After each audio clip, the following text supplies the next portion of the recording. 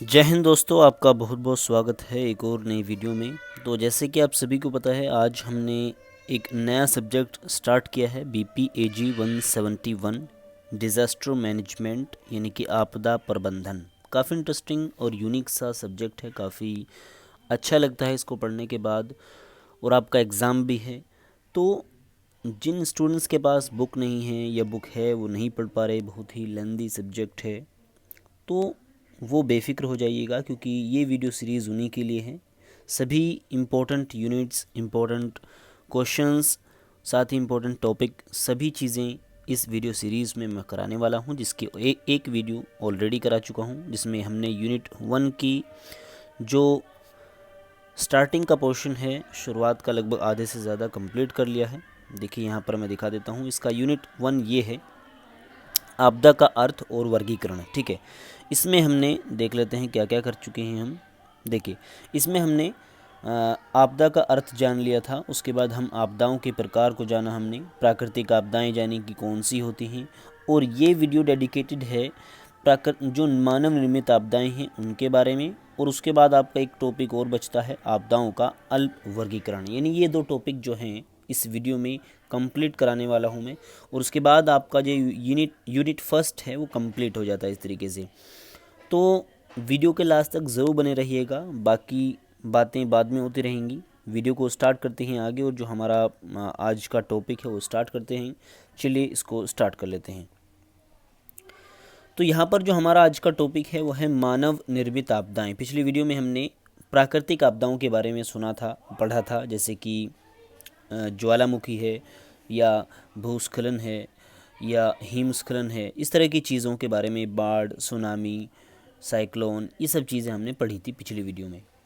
इस वीडियो में हम मानव निर्मित आपदाएं, ऐसी आपदाएं जो मानव के द्वारा निर्मित होती हैं, जिनमें मानव का योगदान बहुत ज़्यादा होता है जिनके आने में, इन आपदाओं के बारे में पढ़ेंगे। चलिए, तकनीकी और मानव जीवित जनित आपदाएं मनुष्यों के द्वारा मानव के नज़दीकी संस्थापनों के कारण उत्पन्न होती है। ठीक है, इसमें पर्यावरणीय अवनति, प्रदूषण और दुर्घटनाएं शामिल होती हैं।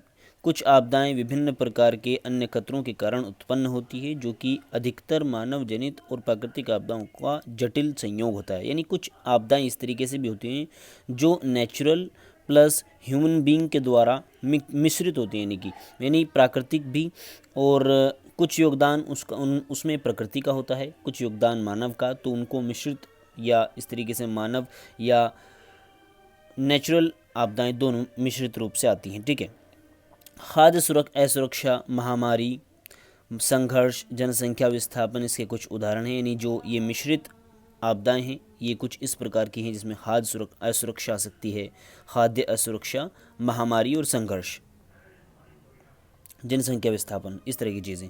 चलिए अब देख लेते हैं, कुछ नज़र डालते हैं आप जो मानव निर्मित आपदाएं हैं उनके ऊपर। तो पहली इसमें आपदा है जटिल आपात स्थिति, संघर्ष इस तरीके से, या इमरजेंसी वगैरह जिसे बोलते हैं, उसके बारे में।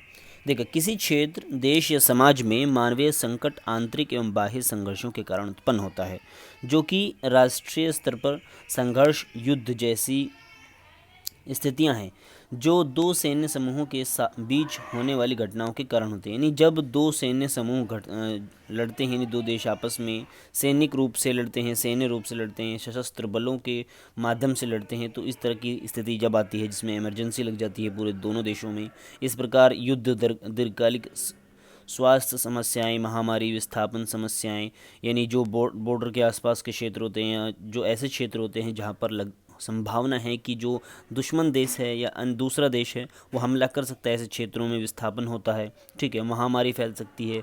ठीक है, या इस तरीके से दूसरे देश के द्वारा कोई ऐसी ऐसा न्यूक्लियर या इस तरीके से केमिकल जो हथियार होते हैं उनका इस्तेमाल किया जाता है। जैसे इसमें जो है समस्याएं काफ़ी विकट हो सकती हैं, जैसे कोई अगर मान लीजिए कोई केमिकल वेपन का इस्तेमाल किया गया है तो ऐसे में बीमारी फैल सकती है, या कोई ऐसी जेनेटिक बीमारी फैल सकती है जो काफ़ी बड़ी संख्या में जान माल का नुकसान कर सकती है। ठीक है, शरणार्थी समस्या हो जाती है, जो लोग विस्थापन करते हैं, जो लोग दूसरे क्षेत्रों में जाते हैं, तो ऐसे क्षेत्र में उस क्षेत्र के संसाधन जो हैं उन पर पूरा जो है दबाव पड़ता है, और कहीं ना कहीं बेरोजगारी, भूखमरी, इस तरह की चीज़ें सामने आती हैं। अकाल पैदा होता है। इस प्रकार के संघर्ष बड़े पैमाने के जन विस्थापन और शरणार्थी समस्याएं पैदा करते हैं। जटिल आपातकालीन परिस्थितियां मुख्यतः घनघोर हिंसा और जीवन की हानि, जनसंख्या विस्थापन, सामाजिक और आर्थिक क्षेत्र में हानि, इस समस्याओं के बड़े पैमाने हैं। तो आई होप कि अच्छे से आप समझ गए होंगे। यानी जो चीज़ें हैं वो युद्ध से संबंधित हैं। युद्ध काल में क्या क्या स्थिति हो सकती है, या कोई इमरजेंसी लागू हुई है देश में, तो ऐसे सिचुएशन में क्या क्या समस्याएं आ सकती हैं। चलिए, अगली जो चीज़ है इसमें अगली जो चीज़ है वो है अकाल। ठीक है, खाद्य सुरक्षा आपदा जटिल आपदाएं हैं जिनके बहुसंख्यक मूल कारण होते हैं। भयानक सूखा और संघर्ष जो है अकाल देखो क्या होता है, खाद्य असुरक्षा से संबंधित है सीधा, जिसमें खाद्य की पूर्ति नहीं हो पाती, यानी खाने के जो पदार्थ हैं, खाना नहीं मिल पाता, भुखमरी फैल जाती है। ठीक है, तो ऐसी स्थिति जब होती है जब सूखा वगैरह आ जाए उस क्षेत्र में, क्योंकि जब सूखा होता है तो फसलें नष्ट हो जाती हैं, जो फसलें होती हैं वो नहीं उग पाती, तो ऐसे में खाद्य असुरक्षा हो जाती है। ठीक है, उस क्षेत्र पर जो जनसंख्या है वो एक तरीके से बोझ हो जाती है, क्योंकि जनसंख्या के लिए खाने की पूर्ति नहीं कर पाता वो क्षेत्र। खाद्य आपदाएं पैदा करते हैं इस तरह की चीज़ें, जबकि चिरकालीन खाद्य असुरक्षा अक्सर गरीबी को दर्शाती है, यानी इसी से गरीबी आती है। ठीक है, क्षण संकट, घरों की जटिल आर्थिक स्थितियाँ, विपन्नता, एड्स जैसी समस्याएं इनसे आती हैं। स्थितियाँ और जल कुप्रबंधन को भी ये दर्शाते हैं, यानी ऐसे क्षेत्र में जल की कमी हो जाती है, तो पानी की कहीं ना कहीं कमी होने के कारण भी स्थितियाँ ख़राब होती हैं, लोग मरने लगते हैं। ठीक है, लोगों को पूर्ण मात्रा में पानी नहीं मिल पाता, उनकी जो आजीविका है पूरी तरह से नष्ट हो चुकी होती है। तो ये एक मानव निर्मित समस्या है। विस्थापित आबादी। ठीक है, देखिए, विस्थापित आबादी यानी कि एक क्षेत्र से दूसरे क्षेत्र में जाने वाली आबादी, वो भी एक बड़ी समस्या के रूप में सामने आई है। ये समस्या बहुत बड़ी है। विस्थापित आबादी समूहों में अपने निवास स्थान को छोड़ती है, यानी एक स्थान से अपने निवास स्थान को छोड़कर दूसरे क्षेत्र में जब ये लोग जाते हैं तो इसका कारण अचानक हुआ कोई प्रभाव होता है, यानी कोई उस क्षेत्र में या तो सूखा आ गया होगा, ये जैसे हमने ऊपर बात की, इमरजेंसी लागू हुई है, या मान लो कुछ भी इस क्षेत्र पर ख़तरा है, तो ऐसे में इस क्षेत्र के जो निवासी हैं वो उनको यहाँ से हटा दिया जाता है, या वो लोग खुद छोड़कर चले जाते हैं अगर सूखा वगैरह है। ऐसे में ये समस्या है बहुत सी बार रोज़गार के कारण भी होती है बड़ी मात्रा में। जब रोज़गार नहीं मिल पाते लोगों को तो एक स्थान से शहरी स्थान, यानी ख़ासकर ऐसा होता है कि गाँव के स्थान से शहरी स्थानों की तरफ लोग बाग जाते हैं। जैसे कि भूकंप या बाढ़ संघर्ष, ऐसे भी होता है कि भूकंप है या बाढ़ आ गई है उस क्षेत्र में, तो ऐसे में लोग वहाँ से छोड़कर चले जाते हैं उस जगह को, अपने निवास को। विस्थापियों में प्राय घर वापसी की आज्ञा होती है। प्रव्रजन और विस्थापन एक दूसरे से आंतरिक तौर से संबंधित हैं, फिर भी इन दोनों में अंतर है। देखो, प्रव्रजन एक अलग सिस्टम है और विस्थापन एक अलग चीज़ है। विस्थापित आबादी देश में या सीमाओं के आर पार से शरणार्थियों में प्रव्रजन से संबंधित है।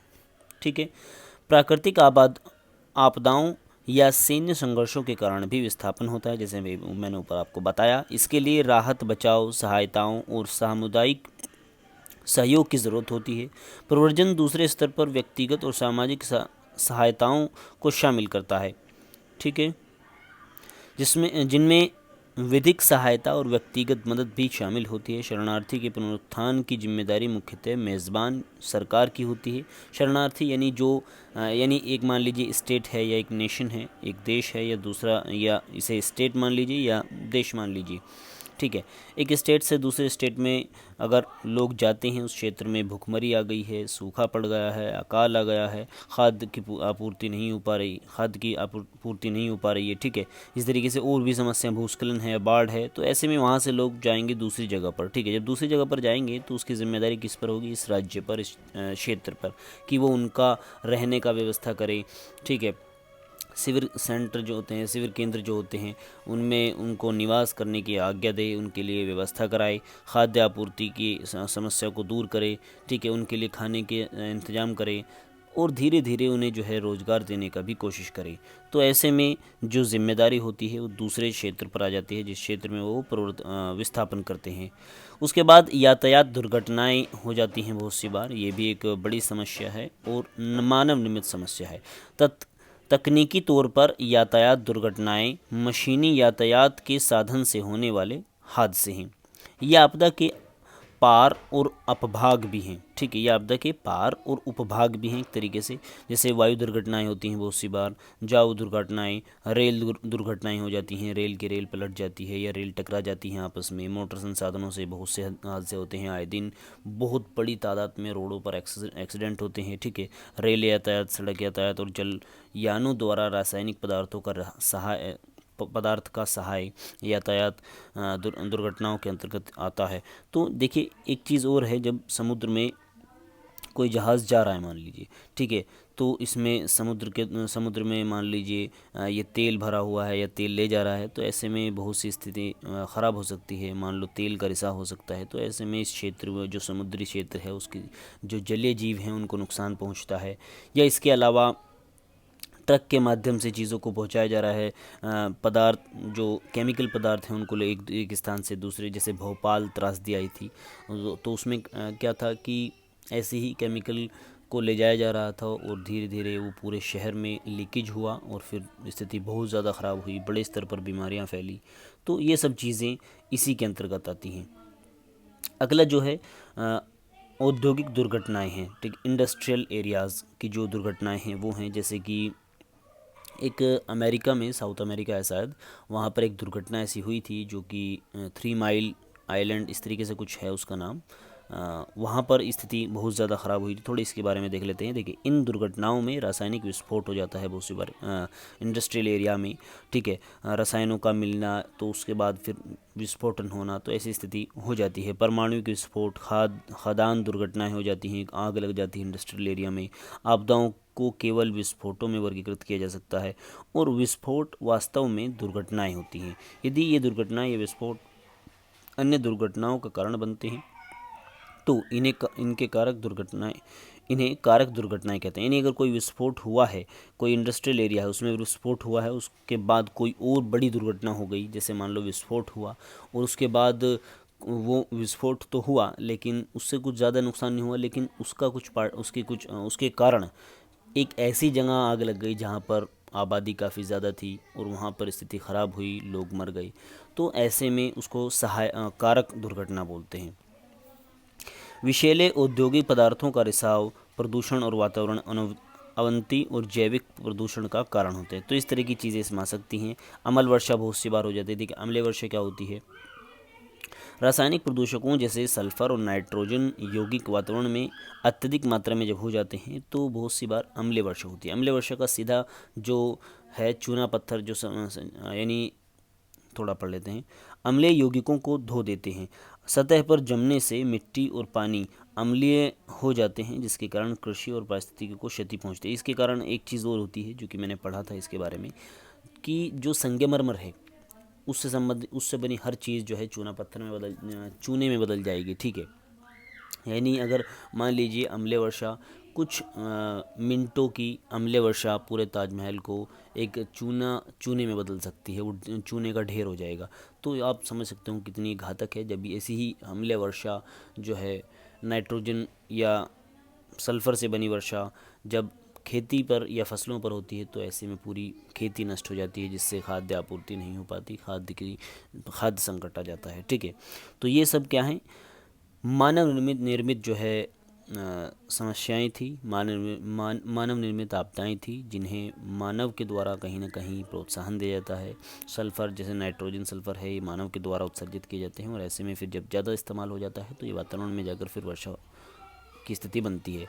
ठीक है, इस तरीके से ऊपर जो हमने चीज़ें जानी, थोड़ा सा उनके बारे में अगर देखा जाए तो यातायात दुर्घटनाएं मानव के द्वारा होती है, बहुत सी बार गलती हो जाती है, बहुत सी बार मिसअंडरस्टैंडिंग होती है और मानव के द्वारा ही माना इनको जाता है। इसी तरीके से विस्थापित आबादी भी मानव के द्वारा है, क्योंकि जो युद्ध होता है मानवीय युद्ध है और बहुत सी बार दो देशों के बीच में जब युद्ध होता है तो सीधा मानव से ही संबंधित है। तो ऐसे में ये मानव निर्मित घटनाओं में आती हैं सभी चीज़ें। लास्ट का जो पॉइंट है हमारा आपदाओं का अल्प वर्गीकरण, इसको थोड़ा सा देख लेते हैं। उसके बाद हमारा यूनिट है कंप्लीट हो जाने वाला है। चलिए, विश्व भर में आपदाएं उत्थान पर हैं, यानी एक टॉप पर हैं। धीरे धीरे इनकी स्थिति बढ़ती जा रही है, इनकी संख्या भी बढ़ती जा रही है, साथ ही साथ इनका जो नुकसान की प्रवृत्ति है वो भी बढ़ रही है। ठीक है, वेग जो है नुकसान पहुंचाने का वो भी बढ़ रहा है।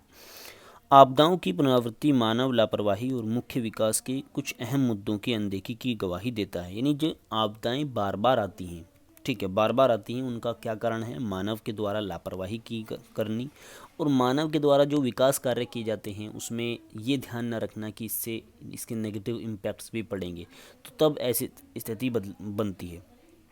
बात दृष्टिगत है कि आपदाओं से संबंधित सबसे विघटनकारी कारक अनिश्चितता, आघात और दुख उत्पन्न करते हैं। आपदाएं जान माल की हानि, संसाधनों के भय, उत्पादन नमता में ह्रास और आर्थिक क्रियाओं में व्यवधान का कारण बनती हैं। इसके अतिरिक्त आपदाएं विकास प्रक्रिया में प्रतिगामी प्रभाव डालती हैं, क्योंकि सीमित संसाधनों का हस्तांतरण बचाव, पुनर्वास और पुनर्निर्माण की गतिविधियों की ओर हो जाता है। आपदाओं के जटिल और यौगिक भागों में भी वर्गीकृत किया जा सकता है।